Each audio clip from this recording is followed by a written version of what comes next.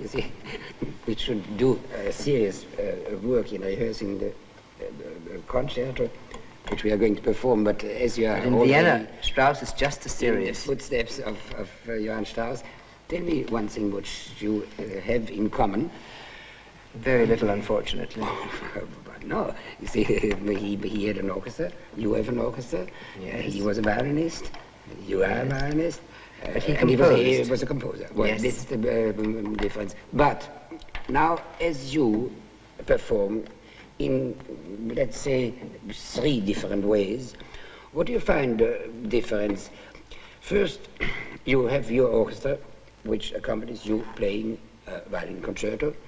Secondly, you might have a conductor which accompanies you and from whom you know he will accompany you in the mood, in the spirit of the work, and might be you're not so lucky with somebody who just does the contrary. So how do you feel the difference in those 3? Well, I look for the greatest harmony, the greatest inspiration when I have the conductor like you, or a great conductor, who not only accompanies but contributes with his own thoughts, and not necessarily the very same ones, because different thoughts, different conceptions can lead to even more interesting and exciting performances. Then I'm quite happy and I don't want anything else.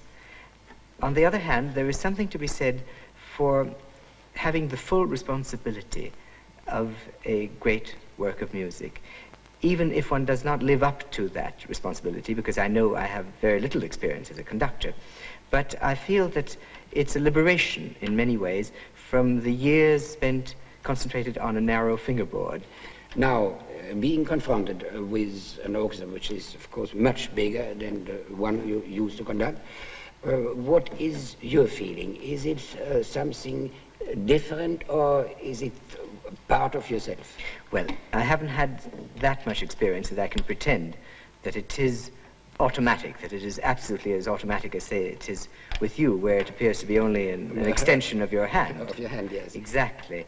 But nonetheless, when one shares with the musicians a common conception, yes, if they seem to be convinced and they feel the same way as you would like them to feel, yes, then something can still happen even in the hands of as inexperienced a conductor as I am. But now, in the rehearsal, you see, this is the important thing.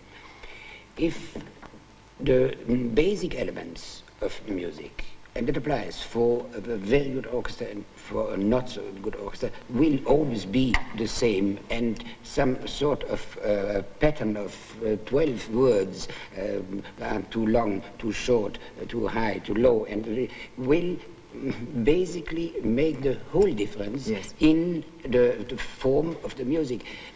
There had always been said that a melody is to be aptly and artistically interpreted is not so much the notes, but the intervals between one note and another one, which make a legato or a staccato, everything.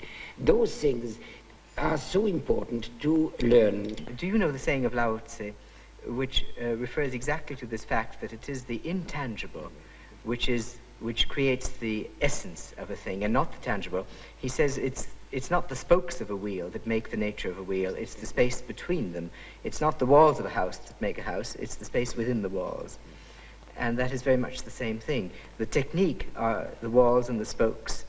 It's essential too, but the attitude behind the technique, the vision which you have of the music, is what has to be transmitted. And it's exactly what Woody said, from the intervals between, it's the space between the notes which makes the music in this. But speaking from rehearsing, if you rehearse with your chamber orchestra, do you play for them? Sometimes I illustrate. Yes. And I always find it's a great satisfaction to be able to do that. It creates, because with this little chamber orchestra, there is hardly the feeling that I am a conductor. I'm really more or less one of them. Of them, yes. And whereas with a big orchestra, it's entirely different. I'm not so sure. You see, of course, there's a moment where the But then you sing, don't you? Well, you see, I've not a voice of Chalepin. But it's not necessary. Sometimes they don't even understand me. Sometimes I speak so fast that they are asked, do you understand everything what Mr. von Karajan says? They say no, but what we don't understand, we guess. And as the guesswork goes on since 10 years, so the guess is pretty accurate. It's pretty accurate. One thing we haven't talked about is, before an orchestra, if the orchestra feels that you want something which you cannot express, you will never get a result. No. You might be able to get away with everything, but not with the uncertainty that you don't know what you want and how the sound should be. Do you ever find that the orchestra gives even more or slightly differently than what you expect, and that is in itself an inspiration? Oh, yes, and this is maybe the biggest inspiration. Everything is, let's say, established.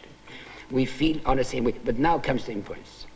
And I know it, and this is why I admire my own orchestra so much, because on everything which might be fixed and established, the moment you start to make music in the concert, something unexpected will come out.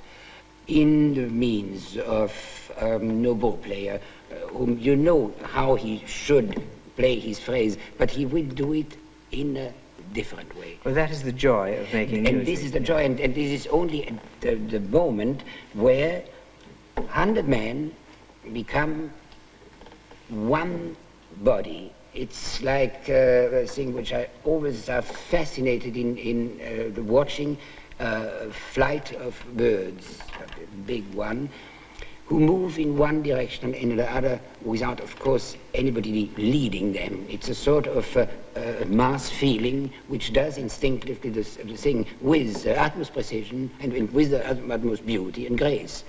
And this is exactly what happens to an orchestra. It becomes an own body.